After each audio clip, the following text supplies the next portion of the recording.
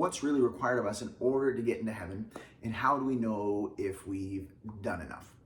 Over the last year or so, I've been told multiple times that I was going to go to hell because of the sin in my life.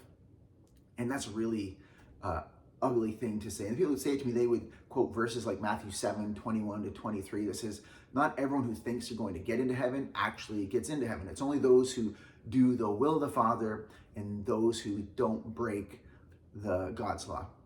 Well, I hope that's not the case, because if it is, none of us, not me, nor my accusers, none of us have a chance of getting into heaven.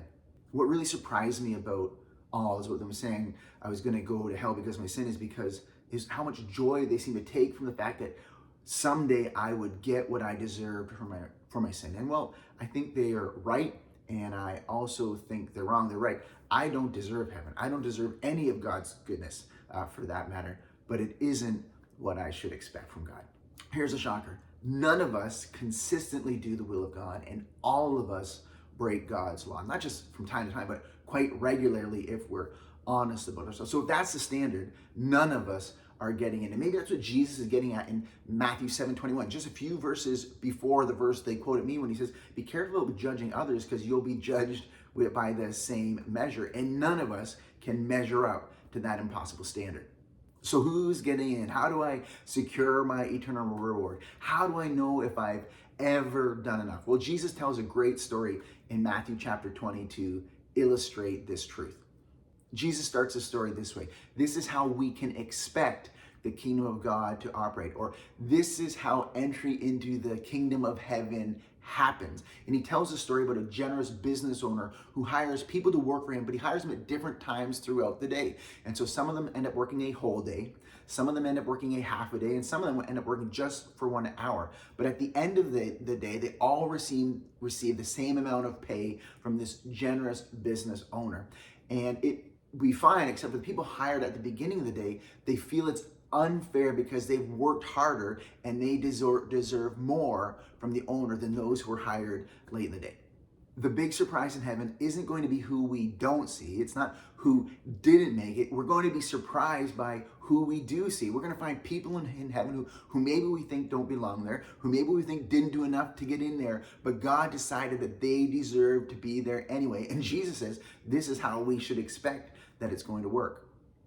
The big takeaway from Jesus' story here is this, is that our good works, our efforts, our best behaviors have nothing to do with our experience of God's goodness and God's grace, any of it, but also including entry into the kingdom of heaven, or entry into heaven. It has nothing to do with our good behavior and our good works. Our experience of any of God's goodness is always a result of God's grace. It has nothing to do with our behavior, and it has everything to do with our belief. It has nothing to do with our good works and everything to do with our faith. It's very clear in Ephesians 2, it says this, we are saved by grace, and it's enacted in our life through faith, by grace through faith.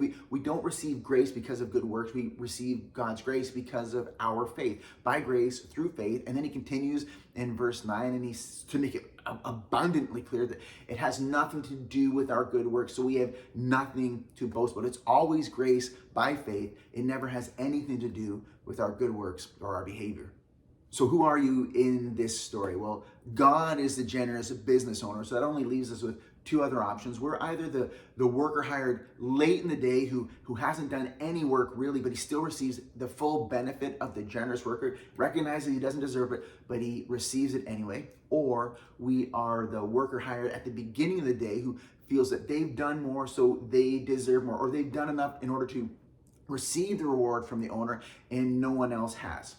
I don't know about you. You have to answer that question for yourself. But for me, I'm very aware that I am the laborer hired at the end of the day who's done nothing to deserve any goodness from the business owner. I've done nothing to deserve any goodness from God, but I receive it anyway.